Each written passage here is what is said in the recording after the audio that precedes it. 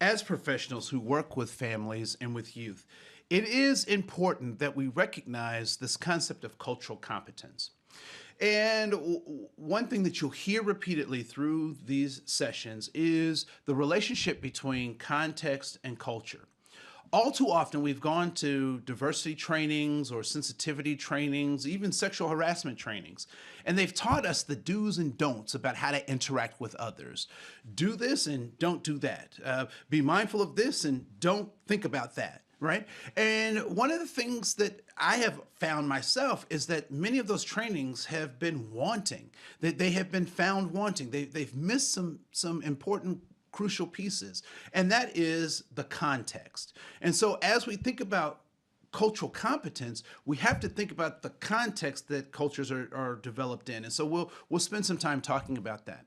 But more importantly, cultural competence is less about those do's and don'ts and more about understanding our own selves first. Know thyself. And so when we think about that, some things that should come up for us is the power and privilege that we have, right? So many of us have been born into privilege. So I am a cisgendered African-American male. I have I don't have a felony. I went to college and universities and graduated with advanced degrees, so I have letters behind my last name. And so what I speak English, right? I'm 6'2", and I'm moderately attractive and humble, right?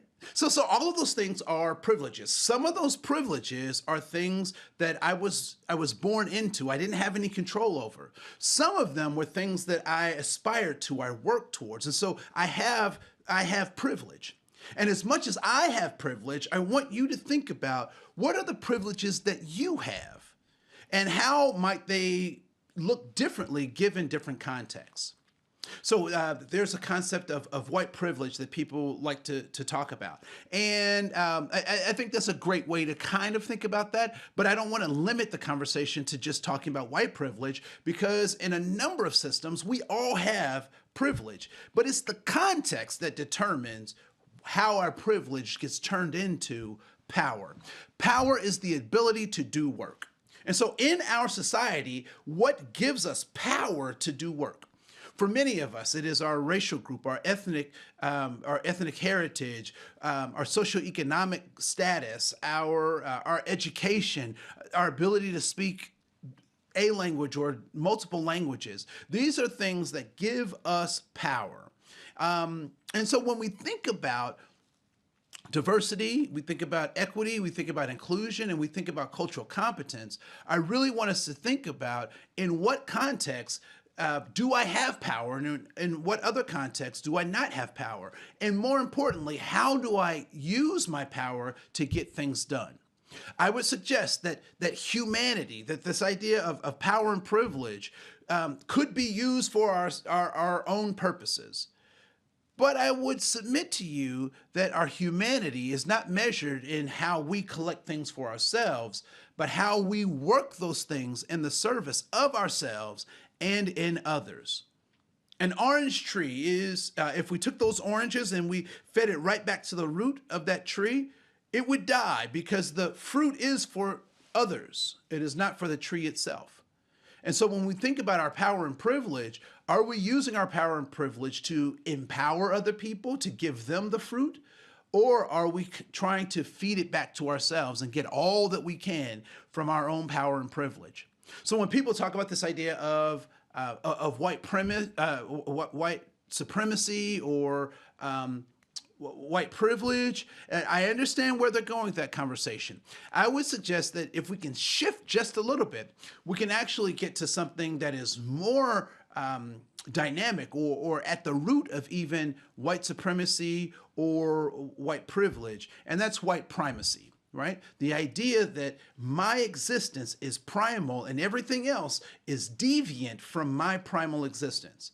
And so I would say that concept of primacy is not just for white people, but can happen in a number of different ways, right? So as a social worker, I could say that I have this social work background, and so my way of seeing the world is the way to see the world, is the right way to see the world. I could be a guardian ad litem and say, my job is to look for the best interests of the child, and this is exactly how I see it. I could be a community member and say, the way we do things in this community is the right way, without the recognition in all of those roles that context drives how I need to be effective in each one of those areas. So I'm old now, right? So I used to be young and now I'm old. And what I now recognize is that I know that I am right. I know that my thinking is correct. My thinking is correct. I have research. I have tools that support how I see the world. I've practiced. I've been places. And so I know that I am right. More importantly than me being right, I am focusing on how I can be effective. And so when we talk about this idea of cultural competence, it's not about being right? So primacy would say I'm basing everything off of my existence, and things are either aberrant or unnatural, not normal, according to my existence, which may or may not be right. But beyond being right, I'm trying to be effective. And so sometimes there may be things that I question, or ways of thinking or ways of being that I know to be right. But when I'm working with families or with youth, they have some ways of interacting that are based on their goals, that are not based on my goals, that I have to be conscious of. Now, we also recognize that things like abuse and maltreatment in all of its form cannot be tolerated. But short of all of that, I think folks can determine their own destiny. And part of cultural competence is our recognition as helpers on how to help people reach their own destiny. All right, so we're going to talk a little bit about a case. I'm going to give you a case, and there's some things I want you to think about in this case. So the case is Amy's story. So Amy is based on a real case, but we changed names in some situations to protect the juvenile's identity, right? So Amy is a real case, but we changed some things. As you listen to Amy's case, I want you to ask yourself, with Amy's behaviors, what is she after, right? So I want you to look at that. And what might the adults or the family system also be after as we try to help them reach their goals? So all too often, I know that people hear systems of abuse happening in a family system or in a domestic relations system, and they go straight to, well, why don't those individuals leave? Why don't they stop this, or why couldn't they prevent this? And I want you to think within context, could there be things within that context that shape how people respond to environments? Here's another example.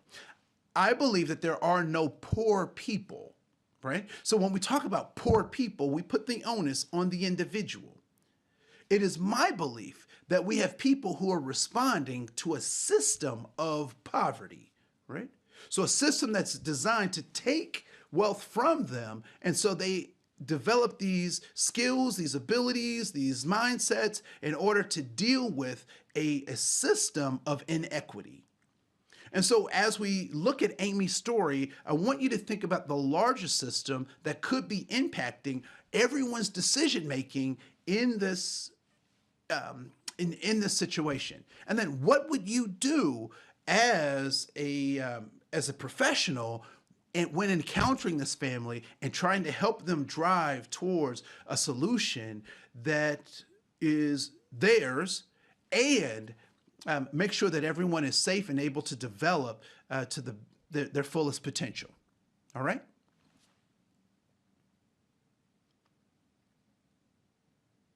So now that you've heard Amy's story,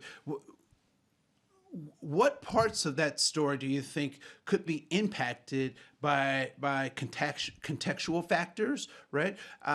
Like race or sexual orientation or immigration status. If we look at those, all of those, and how those intersect, should your approach to helping the family system solve this problem take into account those intersectionalities or those individual uniquenesses that, when we put them all together, could create a different outcome for one constellation of differences versus another constellation of differences? So I want you to think about that as you move forward through the rest of these units.